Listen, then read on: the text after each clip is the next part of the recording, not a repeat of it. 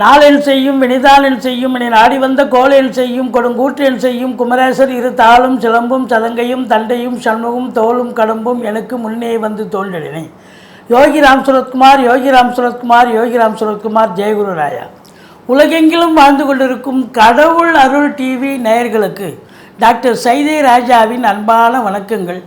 நாம் இப்பொழுது இந்த எபிசோடில் இந்த கடவுள் அருள் டிவி கமெண்ட் பாக்ஸ்லேருந்து வரக்கூடிய ஜாதகங்களை ஒவ்வொன்றா எடுத்து தினமும் ஒரு ஜாதகத்தை ஆராய்ச்சி பண்ணி எபிசோட் போட்டுட்ருக்கோம்.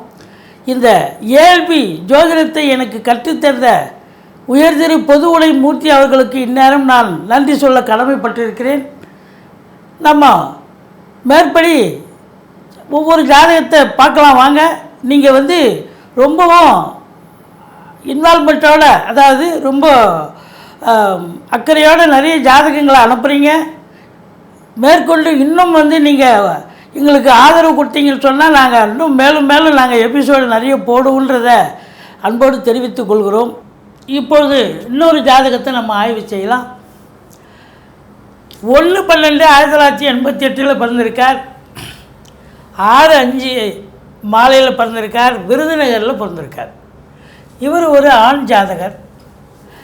இவருடைய ஜாதகத்தை ஜென்ரேட் பண்ணி பார்க்கும்பொழுது ரிஷபத்தில் குரு, சிம்மமலையில் சந்திரன் கேது, துலாத்தில் சுக்கிரன், விருச்சகத்தில் சூரியன் புதன், தனுசுவில் சனி பகவான், ராகு பகவான், கும்பத்தில் செவ்வாய் பகவான், மீனத்தில் இருக்கிறார்கள்.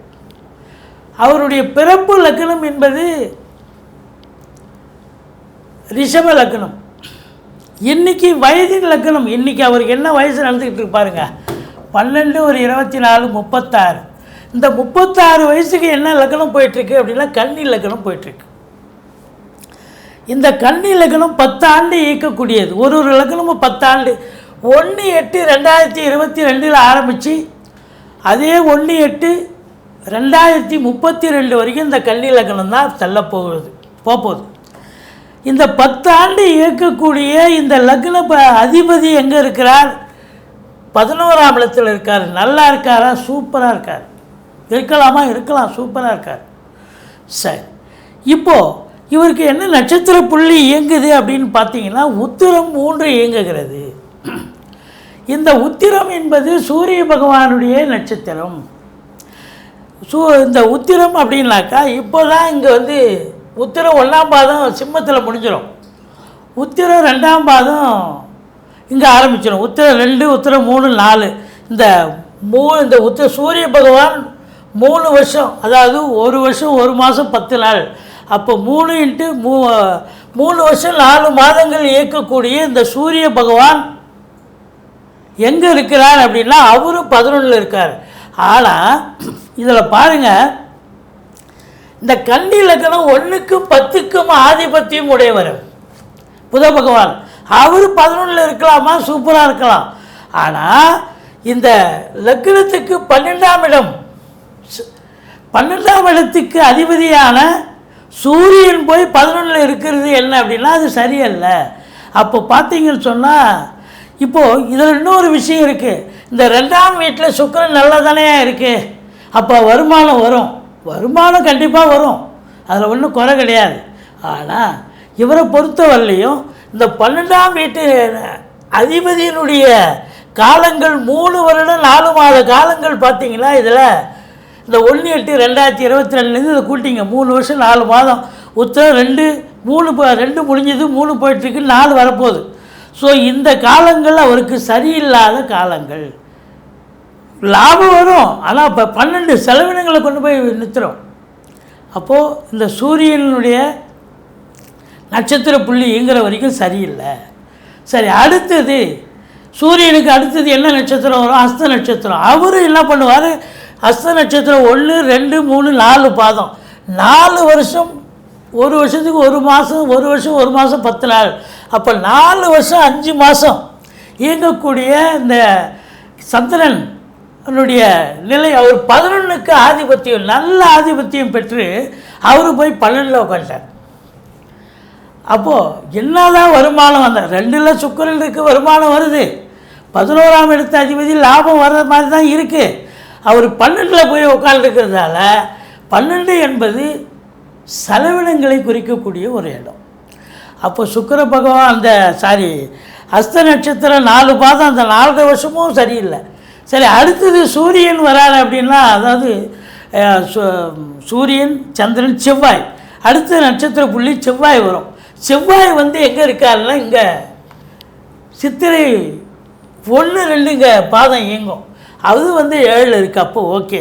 அப்போ இவரை பொறுத்தவரையிலையும் சித்திரை நட்சத்திரம் 1, 2 பாதங்கள் அப்போ எவ்வளோ 2030 ஒரு ரஃபா 2029ன்னு வைங்களேன்.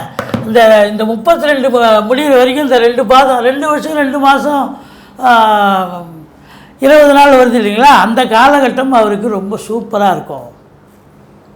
அப்போது இந்த காலகட்டங்கள் 22லேருந்து 29 வரைக்குமே அவர் ஏதோ சம்பாதிக்கிறாரு, திருப்தியாக தான் இருக்கிறாரு. ஆனால் வர்றது போகிறது கடனுக்கே சரியாக போகிற ஒரு சூழ்நிலை தான். சரி, அவருக்கு மிச்சம் பிடிக்கும். எப்போ அவருக்கு பேங்க் பேலன்ஸு நல்லா உயரும்னு சொன்னால் 2029க்கு அப்புறம் இந்த சித்திரை நட்சத்திரம் இயங்கும் பொழுது தான். சரி, அப்போ சித்திரை 2 முடிஞ்சு 3ஆம் பாதம் இந்த லக்கில் வரும். ஏன்னா அவர் எதிர்காலம் எப்படி இருக்குன்னு தானே கேட்குறாரு. சரி, இந்த 10 ஆண்டு எப்படி இருக்குன்னு பார்க்கலாம். இந்த 10 ஆண்டு இதனுடைய லக்னாதிபதி சுக்கிரன் லக்னத்திலே இருக்கிறது சிறப்பு, சூப்பர்.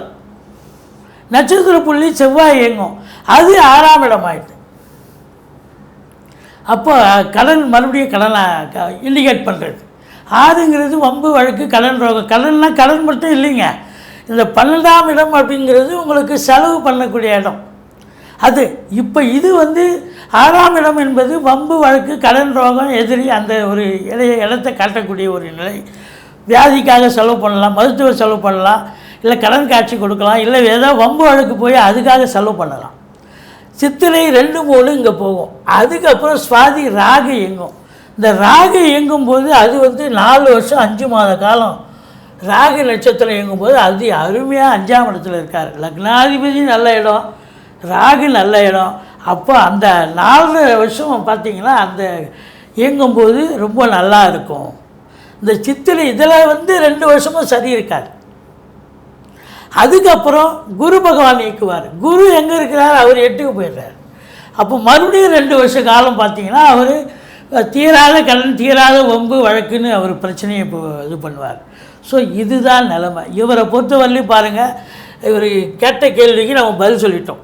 இதில் வந்து 2022லேருந்து 29 வரைக்கும் பிரச்சனைகளை காட்டுகிறது. என்னதான் வருமானம் வந்தாலும் இதுவும் ஆகும். அப்புறம் ஒரு 3 வருஷம் நல்லா இருக்குது. பிறகு இங்கே வரும்பொழுது இங்கேயும் ஒரு 2 வருஷம் சரியில்லை. அதுக்கப்புறம் ஒரு 4 வருஷம் நல்லா இருக்குது, மறுபடியும் சரியில்லை. இப்படி ஜிக்ஜாக்காக தான் வாழ்க்கையே போயிட்டுருக்கோம். இவரை பொறுத்தவரையும் லக்னாதிபதி புதன் 11ல் இருக்கார். 7ஆம் இடத்து அதிபதி 8ல் போயிருக்கார்.